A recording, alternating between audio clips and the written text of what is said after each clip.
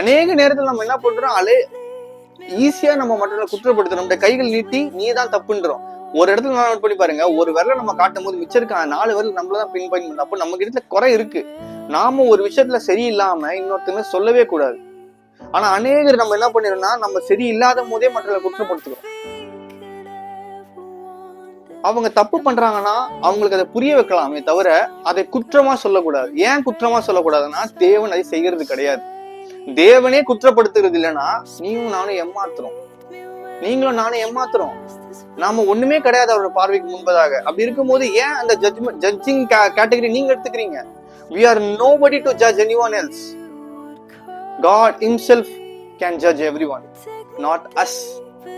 We don't have the authority to judge anyone for any reason, for any point of time. So கிறிஸ்தவர்களா இருக்க நாம